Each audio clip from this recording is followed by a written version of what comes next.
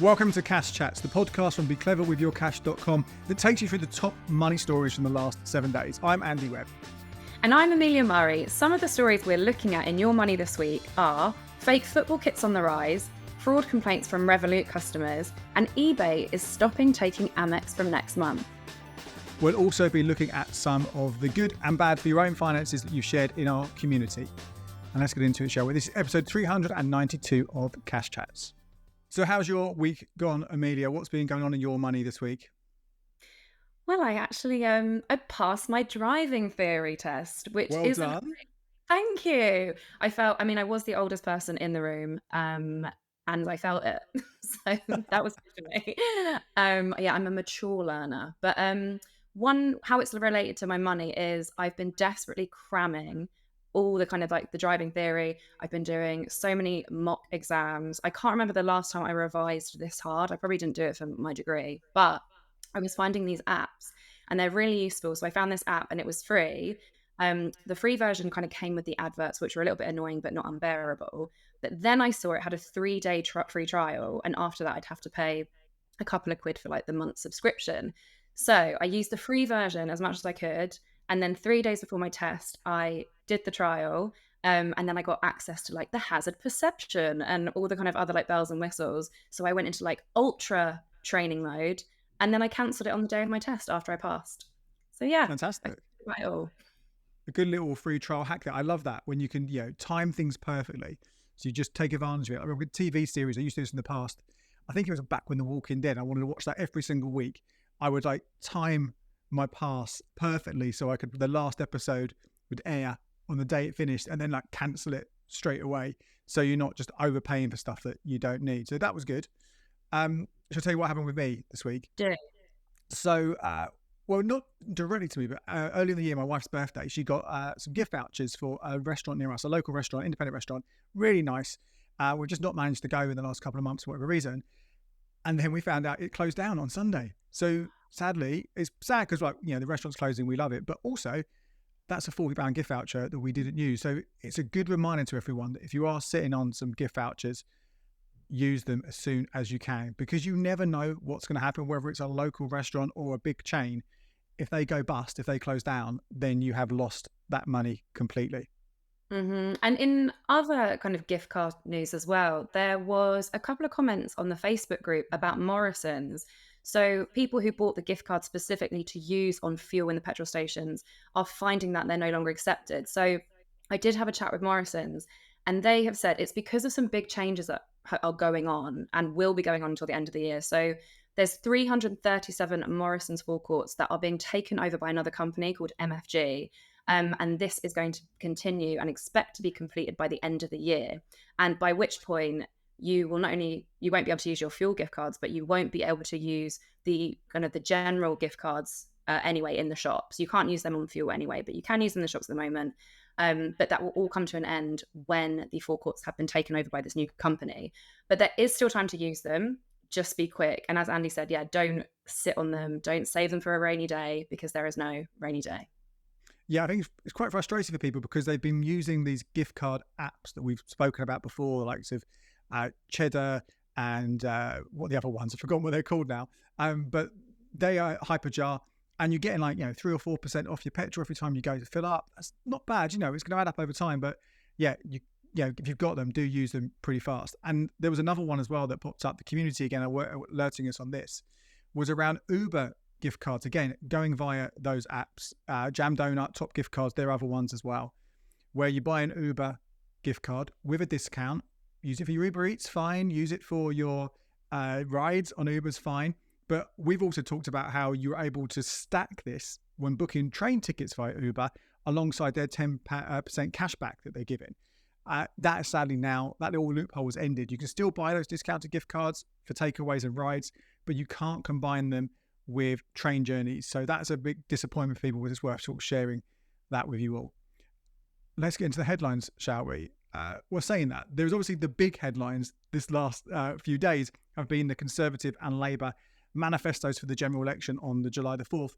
We're not going to talk about them today. We're going to talk about them in an election special very soon, take you through what all the policies are that they're discussing. So we're just going to focus on the other news this week. And the one that I want to kick off with, and that was an accidental pun, is the fact that the Euros are starting this weekend.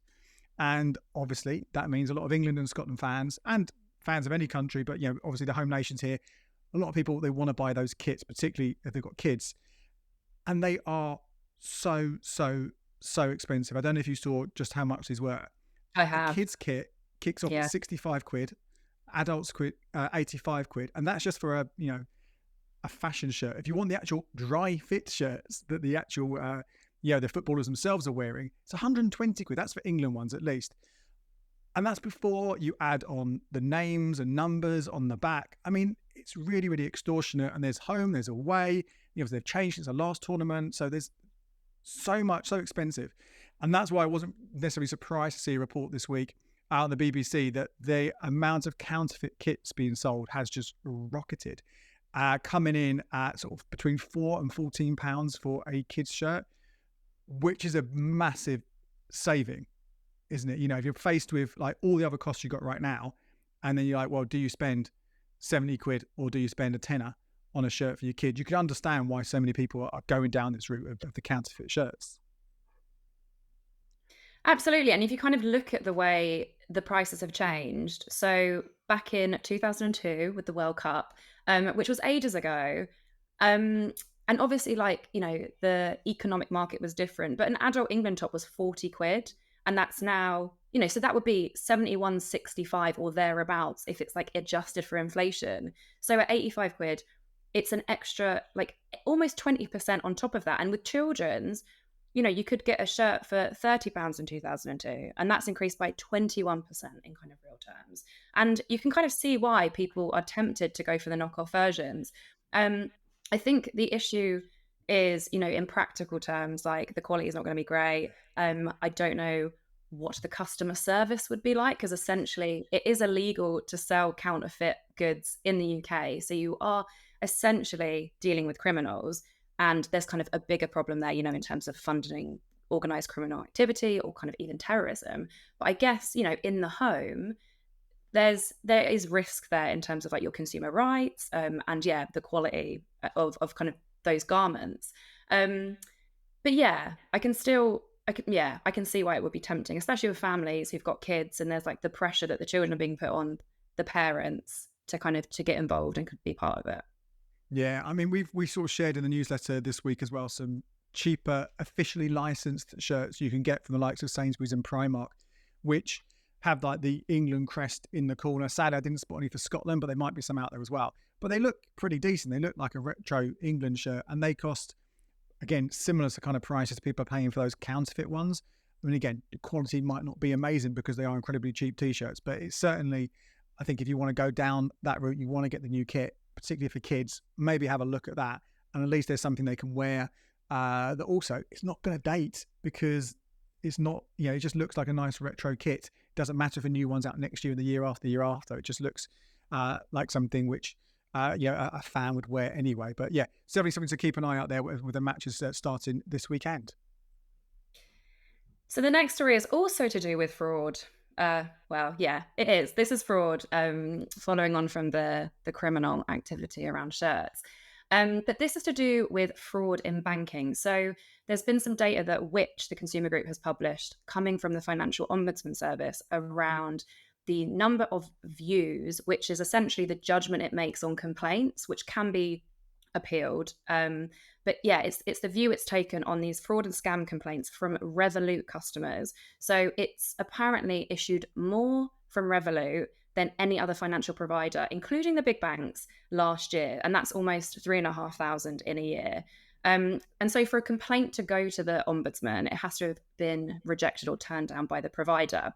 Now, the new information that's come out is almost half of these judgments, so around 46%, has come from people who have been tricked into transferring money into criminal bank accounts. So this is known as bank transfer fraud or authorized push payment scams. And this is where, it's rife and they've become more and more sophisticated. So this is where you might get a call from your bank telling you that your account has been compromised, your money is at risk.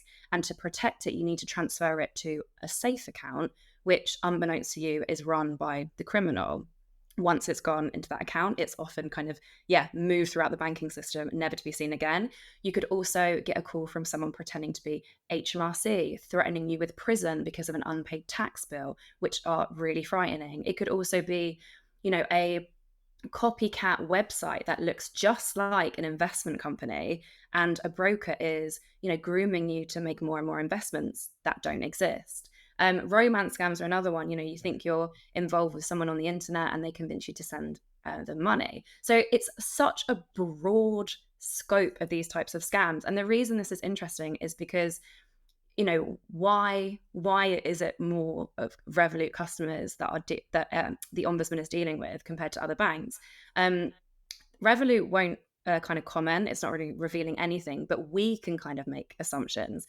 So, for it to go to the ombudsman, it means the complaint has been turned down. And this would suggest to me that Revolut is turning down, more complaints than the other providers. And so with authorized push payment scams, it's still a kind of gray area. So there is a protective code called the contingent reimbursement model where 19 banks have signed up to it. So it's still voluntary. And that is supposed to offer better protection to scam victims, because before the code was introduced, providers would say, well, you pushed the button, you made the transfer, that's your fault. And so we now have like better protection. It's still not perfect, but there's also still loads of providers that aren't part of the code. So, the fact that Revolut has kind of been named and shamed in this article as having all of these customers who've had their complaints rejected, and then the uphold figures from the ombudsman, it is almost half again. So that's half of those customers actually were not in the wrong and should have had the reimbursement paid to them. It shows you, doesn't it, that the bank you choose, I know we talk about which one has the best features, the best rewards, the best apps, all this kind of stuff, how, that is a big part of the decision-making process. But actually, that customer service thing, when you need it, it is so, so vital. Hopefully you don't ever need to go down that route. And, it is reports like this would make you think, before anything else, actually, is Revolut a bank that you want to go with? Certainly one that I'm would be steering clear with for my banking for things like this. So it's certainly another aspect that sadly people have to kind of put into it. And I know, you're working right now on a lot of content for the website around what you can do if you have been scammed and stuff, which we'll share shortly, and I'm sure we'll cover it on the podcast as well. But it's definitely seems to be something that more and more that you can't just ignore it. You have to take some action. Yeah, absolutely. And we just to kind of to conclude with the rules, there are actually new rules coming in October, which means the majority of payment service providers will have to follow these rules rather than it being a voluntary code. And that will, hopefully that will mean that more scam victims are refunded from October onwards. Talking of voluntary rules, my next story is around mortgages and effectively about product transfers. So this is when you're already with a lender for your mortgage and your fix is coming to an end. And then rather than go through the whole remortgaging process with different people, you can just swap it to a different deal with that same lender.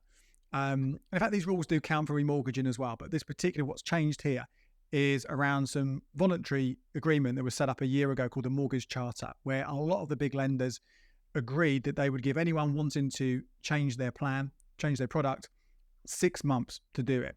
So before the fix ends, you've got 6 months to lock in at whatever rate was available. And with many of them, you'd have that opportunity to then get out of that later on if a better deal had come along. So you kind of still had a bit of flexibility, but you weren't kind of completely stuck. And obviously this was around, there's still uncertainty around the base rate, but particularly, last year it had been sort of going up and up and up, and that was getting close to its peak in June last year. So anyway, 6 months was what was agreed, but again, it was voluntary. And what we found last month, Nationwide cut that to 4 months, and Santander have just announced that they are going to be, from this month, phasing it in as well, that reduction to 4 months in advance. And I wouldn't be surprised that many of the others, if not all of them, do follow this as time goes on. In fact, that's 4 months is closer to what it was before. Now, it might mean it's not too much of an issue. We are expecting the interest rates to be reducing at some point this year, the base rate, and hopefully that will be reflected in mortgage rates. So it might be there's less of a need to be locking in at a rate 6 months in advance.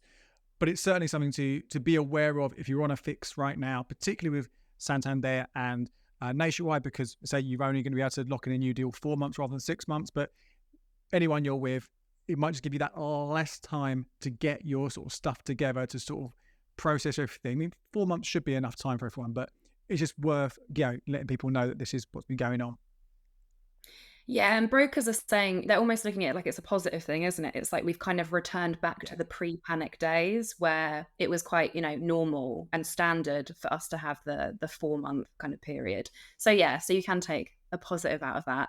Maybe things are going to improve for homeowners. But in other banking news, there is a trial of 17 super ADMs across the country. They sound really exciting. But basically, they are multi-bank deposit cash machines. So there's a number of banks that are involved: RBS, Barclays, Halifax Lloyds, NatWest, Bank of Scotland, and Ulster Bank.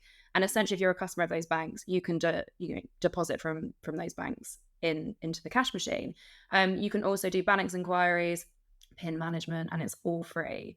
They have been placed in 17 locations, including Atherstone in Warwickshire, and that's in like a local co-op. So the idea is that they're going to be placed in convenient locations for people to access. Swanage in Dorset, Heathfield in East Sussex, and there's the full list in the article that we'll post in the show notes afterwards. And this is part of this plan to plug the issues that people having access in cash. So there's a plan to open 100 of these machines by the end of the year. And if you look at, the cash landscape and what's happening with bank branches, we've lost 6,000 in the past 9 years. And, which was warning by the end of the year, there will be 33 kind of parliamentary constituencies that will not have a single bank branch left. So alongside the banking hubs, which are run by post office staff, this is, another kind of solution to the access to cash issue. I think it's interesting. I think anything is better than nothing, but I don't think that this is going to be like the silver bullet. I mean, I kind of think of my grandparents as people who require a bank branch because they like speaking to people and they need support. And I don't know if, a multi-deposit cash machine is going to do that. But I think it's going to be really useful for small business owners, who require access to cash in terms of depositing like the day's takings or kind of however they do it, especially after the bank branch is closed, and that's if you've got one in your town. So yeah, people are kind of excited about it, and it is something which will be helpful to some people. I mean, it's good to see the banks working together on this as well. I mean, again, it's only really the NatWest Group and the Lloyds Group who are doing this, because those are the people who are involved, but we need them to kind of have joint up ways to solve these issues. If they're going to close the branches and there's not going to be that access for people to those services, at least a simple way that people can, get money out if they need to, or deposit it if they need to. But yeah, you're bang on there about actually the people who really need the branches. This doesn't necessarily solve all of that option. Talk about a change here as well with American Express. And this isn't their choice, but it's the choice of eBay, because from the 17th of August, you won't be able to use American Express credit cards on the resale website anymore. And this follows a similar sort of thing that Costco did as well. And they're saying it's because Amex charges the transaction fees they charge are too high, higher than Visa and MasterCard, and they couldn't find an agreement for this. Now, it's possible they could turn around and one of them might back down and make some kind of change at some point, but before this date or even after this date. But it's worth knowing, if you are an American Express user who also shops on eBay, you're going to have to pick a different card. There is a workaround. You can pay via PayPal, and you can connect your American Express to PayPal, and that would mean you can continue to collect those points or cashback or Avios or whatever it is you're using for your Amex if you want to. There is a risk with that, and that is because you're most likely, it's always a bit of a grey area here, but you're most likely going to be severing the connection between you as the consumer and eBay as the merchant, because you've got this middleman of PayPal. And if you do that, sever that direct connection, you lose out on some of the consumer protections that come with credit cards. This is Section 75. You know this. We talk about this all the time. So that is something to be aware of. But also don't forget that that only applies to purchase over 100 quid. And I know you can buy anything on eBay, but I'm sure a lot of the time people are buying stuff on there. It's not going to be costing that much. So that won't be too much of an issue. And there are other, if you do want a different cashback alternative, the Chase debit card is still probably our top pick for spending.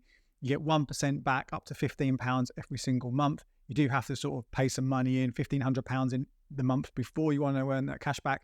But that's relatively easy to do. And as we share in our deals of the week, whenever we do this, there are a number of other offers that pop along from time to time. So Trading 212's debit card, that's got an increased offer until October. And Hyperjar's got one which is ending very shortly, but that's running until November with, again, up to 1.5%, up to 2%. So it might be there are better cards to use other than your Amex anyway for some of your purchases. And we've got details of all of those over on becleverwithyourcash.com. I also loved like the corporate fallout between like Amex and eBay. Like they both released statements about like, why they were going their separate ways. And like, eBay was sort of saying it couldn't reach like an acceptable terms, and Amex was saying it was disappointed. And I don't know, it kind of all felt a little bit shady, but I love it. But from one retail fallout to another, this is our last story, and it involves Pretty Little Thing, the retailer. So it's recently made changes to its return fees. So up until now, you could return the items that you ordered for free. And it's not doing that anymore. You now have to pay a fee of $1.99. And there's been backlash from customers. So there's people posting photos of themselves deleting the app, all over social media, and complaining that they'd have less to return if the sizes were more consistent. So Right. yeah, so it's kind of an interesting one because it's not the only company to do this. So Zara, Uniqlo, Next, high street giants, they all charge a fee for returns. H&M tried to introduce a returns fee, but then did a U-turn last year after customers complained. And there's another company, Poly, which has like a ratioed returns fee policy. So the more of your order you return, the more you pay. So you can return 50% of your order and pay $2.99, but if you return 90 to 100% of your order, it will cost you $8.99, but the fee is waived if you opt for an exchange or store credit. So I think it's kind of interesting because we do hear stuff about consumers abusing kind of returns policies, like ordering loads and then sending it back, which isn't great for the environment, let alone kind of business costs. But yeah, I guess in terms of sustainability, it's not a great thing to do. But if there is an issue with sizes, or quality or fit, you are ordering online, and it is, it's that you're kind of, my granny is so against online shopping. She says it's like buying a pig in a bag. Because you don't actually know like what you're going to get. And I think there does need to be some kind of understanding with, the risk that consumers are taking, and not everything is going to be great on. But I did see something about, retailers saying it's either, with competition and kind of, struggles in the business world at the moment, retailers are saying it's either introduce this fee or increase prices overall. So it feels like either way, they're coming for your money. Yeah, I mean, it is a really difficult one because obviously, we know this, everyone knows this. Shops are closing. High street is not what it was. So we do have to, even if you don't want to shop online, sometimes you're forced to. And the more that those kind of places are the only way you can shop, you no longer have that choice. If you don't have the shops to go to physically instead, you have to do it online, then they're going to basically do what they want eventually. And I'm surprised it's taken this long for, even this handful of brands that you've spoken about to introduce those fees, because you're right, it does cost money. It isn't great for the environment. And it may well be eventually this is just something we have to accept. I don't like it. When I shop now, I won't buy anything, clothes-wise at least, if there isn't free returns, because like I say, you just don't know. Even if it's the same brand, trainers, you can get one pair. I did it earlier this year. I bought 2 pairs of New Balance, different styles, and they both fitted completely differently, even though they were the same size. So you really got no way of knowing. But I think, we might have to just put up with it. But it is a shame. But the pessimist in me is kind of like, this has been coming for a while. Yeah. Anyway, before we end this show, we always like to give a quick shout out to those of you who are part of our Facebook group, the Be Clever with Your Cash community. we ask every week on a Friday to share what's been good for your money, what's been bad for your money. And there's a couple that are kind of, we'd like to sort of give a shout out to. A couple on savings, actually. So Eddie said that he opened up the 18th month nationwide member bond, paying 5.5%, which is, a really good rate if you're eligible for it, and you can lock the money away.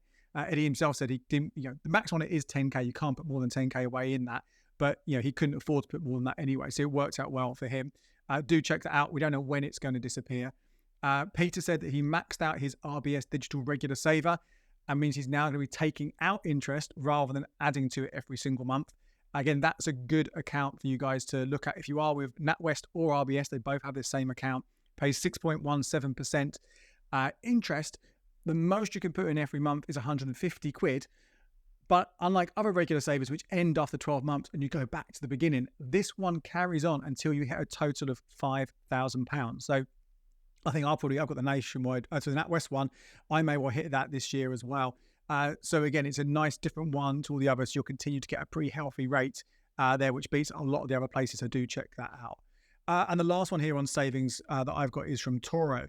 And this is kind of a bit about savings, but also about stoozing, which I know we spoke about on the podcast recently as well. Toro said that he has loads of regular savings accounts. He's got Club Lloyds, Gatehouse, NatWest, and Nationwide. And had the Halifax one, but closed it early. So he's doing well there. He's getting at least 6%, if not 7%, if not 8% on those accounts. So he's earning a lot of money. But what he shared was that the way he did this, the way he put the money in there is by stoozing. So basically, this is where he is spending on a 0% credit card every single time he spends money. So that sits there. He deals with that later on. And the money he would have spent instead is going into those savings accounts. So it is a good way to get those high rates of interest. But he has also encountered the downside to this is that he kind of miscalculated quite how much money he's got. So he's got to pay off this 0% credit card at some point. But those regular savers, often, as I said, they're tying you in for 12 months. So he might be in a position where he hasn't got that money literally available to pay off that card when he needs to. So he's learning, he says the lesson is he's going to use cashback credit cards going forward instead, just because it's easier to manage. So we share all these different hacks with you, all these different things you can do. They might not always be right for you individually. So do, read everything we write, listen to everything that we produce as well, just to try and make sure you kind of really get if it's going to be the right thing for you to do. Great. And one more from Helen. Helen said she had brilliant customer service from Snoop, which sorted out her £5 Amazon voucher for joining up with the Be Clever with Your Cash link, and the £30 Amazon voucher for opening a new Virgin account. It didn't track properly, but the agent she spoke to sorted it out really quickly. So she's really happy with that. And I think that's, just a brilliant kind of thing for companies to realize around customer service, especially with apps and digital services. I kind of, I find when I look at these perhaps unfamiliar digital companies, apps, I'm like, how good is the customer service going to be? Is it going to be like a chat bot? Have they got a phone number? Are they good on email? And I think it is, a really important factor when you are looking to have your money, or to kind of, to even give your data to companies to work out, the customer service is kind of basically, enforcing your trust in the company. So I think, that's a good thing to know. And it's well done, Snoop. Yeah, and that goes back to when we were talking about Revolut earlier on as well. It's kind of a nice sort of good way to kind of find out what people are thinking about customer service as well as other products and features, is to check out our sister site, smartmoneypeople.com, because there are thousands of customer reviews, tens of thousands, hundreds of thousands of customer reviews going through that information. So that's always a good place to kind of maybe head to if you want to find out more. That is it for this week. Thank you so much for joining me and Amelia to go through all those top stories. If you do want to read the articles that we've been speaking about, we will link to them in the show notes. So just head over to becleverwithyourcash.com and you'll find everything there. Andy's not been well for a couple of weeks, so I think we'll all agree he's been a proper trooper. So thank you for that, Andy. And hopefully, next week you'll be feeling more energized. But we will be back with another show on Tuesday, so we'll see you then. Cheers, everyone.